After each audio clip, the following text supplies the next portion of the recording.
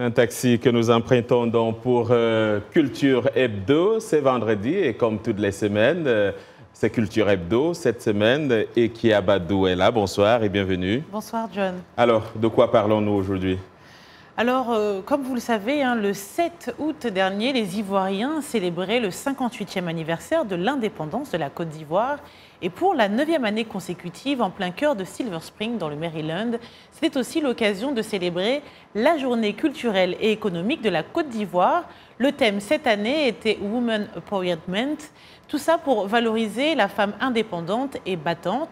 Et c'est d'ailleurs une femme qui est à l'initiative de ce projet. Il s'agit de Pepita Coulibaly Kragbe avec son ONG La Main Tendue qui est soutenue par l'ambassade de Côte d'Ivoire.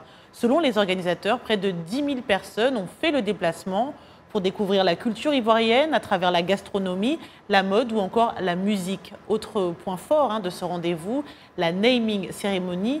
Il s'agissait d'attribuer des noms afro aux Afro-Américains, des noms africains, selon la région à laquelle ils appartiennent. Et ce sont des compagnies privées de tests ADN qui permettent cette précision.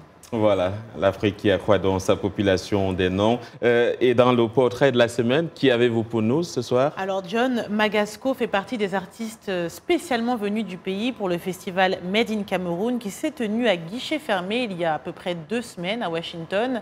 Il est originaire de la ville anglophone de Bamenda, dans le nord-ouest du Cameroun. Sa carrière a débuté en 2009 grâce à des concours, mais c'est véritablement avec son premier album Golden Boy, sorti en décembre 2017, qu'un plus large public l'a découvert, notamment avec le titre bien entraînant Sokoto. Sa musique est assez inclassable, mais on y retrouve toutefois des sonorités dancehall ou encore afrobeat. Il m'expliquait lors de son passage à VOA qu'il entend bien exploiter les nombreuses richesses du Cameroun pour enrichir sa musique. Regardez. Au Cameroun, nous sommes on a une diversité des cultures très riche. On a plus de 200 langues.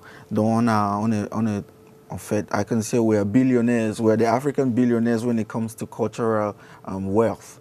And oui, et grâce à ça, moi, je peux chanter. En fait, je chante, par exemple, je chante en Iwondo et je chante en français. Parfois, j'utilise les mots douala.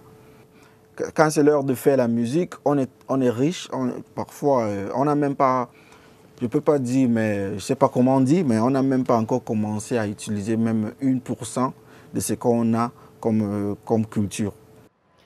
Alors John, depuis une semaine, Pete Bacardi, autre artiste talentueux camerounais, s'est associé avec Magosco pour un nouveau titre qui est vraiment très entraînant.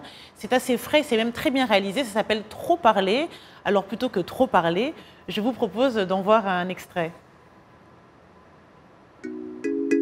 Pass me the lighter. Dan. Ils ont trop parlé. Mais la moula c'est tout ce que je veux et ça coule dans mes veines. Ça coule dans mes veines. Trop parler. Mais la moula c'est tout ce que je veux et ça coule dans mes veines. Ça coule dans mes veines.